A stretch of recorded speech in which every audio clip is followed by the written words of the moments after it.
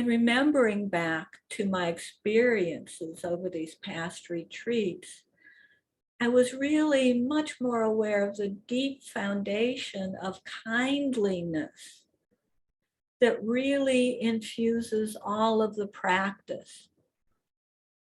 And just as Bill and Susan embody in their teachings, without necessarily focusing on any of the traditional phrases of loving kindness necessarily, kindliness is intertwined and embedded in all of the practices that they teach. What bubbled up as I was waking up this past Saturday morning was an experience I had had on one of the retreats that I hadn't remembered in years. I was just walking in silence around the campus of the university where the retreat was being held. And one of the young monastics who was with Thich Nhat Hanh came up to me and reached out his hand and quietly asked if he could walk with me and hold my hand. Well, of course, I said yes. I was rather astonished, but it was a powerful experience to have this young monk reach out, that simple request, will you walk with me and hold my hand? I don't remember quite how or what he said, but I clearly understood that he wanted this contact for his comfort and support and sense of connection. And I just felt so honored to be asked to support one of the monastics in that way. And in that instant, I recognized in a much clearer way our common humanity.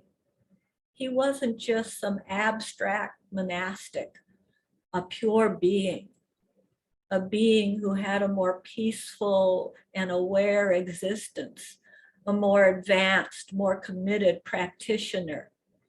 He wasn't some more spiritual other. He was just a real human being with real human needs and real human suffering, who wanted support and comfort and kindness as much as me or anyone else. And even above and beyond that, that I could offer that to him, that I was capable of that I had it within me to offer that kindness. That simple act was so profoundly uplifting. I could do this. I belonged. I had a right to be here. At the time, I don't know if I could even have put that into words, but it was a deep, heart-opening experience and awareness. What I also realized was that I had been watching the monks and nuns walking around the campus together, and sometimes they'd be holding hands. And well, I had thought, well, isn't that sweet? How nice. You know, they're friends. They're enjoying each other. But the experience of walking and holding hands with my monk, and you can see how quickly I put that to my ego. He became my monk, you know.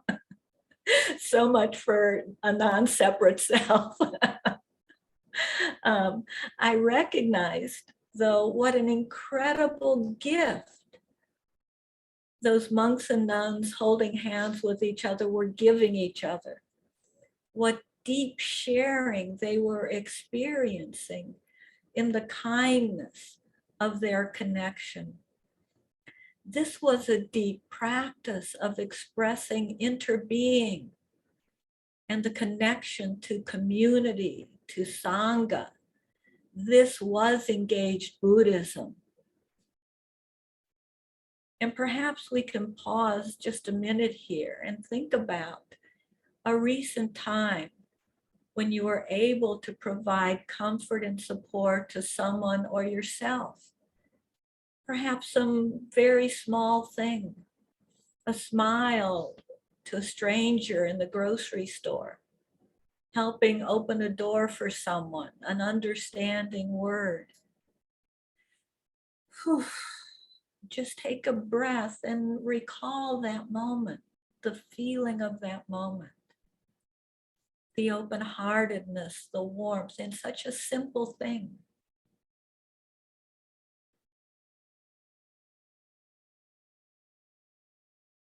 And then perhaps gently shift and remember a time when you asked for and received comfort or help.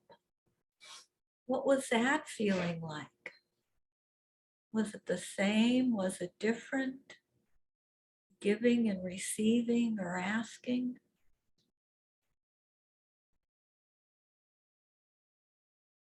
It's like asking for directions.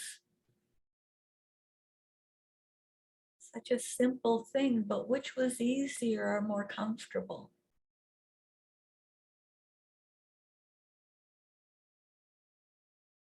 Or were they both the same? And we'll talk more a bit about that tomorrow. So a little teaser for tomorrow. But that kind of holding, those little things, that hand holding, that's what we come here and we do every time we come here to sit together. Each day we meet, sit together, even in this virtual way. We're reaching out our hands. We're saying, hold my hand and I'll hold yours. We're holding hands, showing deep loving kindness and acknowledging that we all share this human condition, the dukkha, the suffering of this world. And let me just say a word about suffering. You know, that's really a pretty heavy word, suffering. You know, I grew up not thinking that I ever suffered. That's what other people did. You know, often in far-flung places of the world or places where I didn't live, people I lived with didn't suffer. Never occurred to me. Now, I may be stressed out. I may be tense, but suffering? What really hit me, Sylvia and Sharon pointed out on this weekend's retreat, that more current translations and interpretations of dukkha include words like stress and tension. And I love Sylvia's talking about dukkha as those uh-oh moments. The going along, everything running smooth, and then there it is. The worry, the mistake, the unkind words, the fear, the anger, the judgment, uh-oh. The moment when we feel the body tense up, grip up, the jaw clenches, the shoulders scrunch, the stomach knots, uh-oh.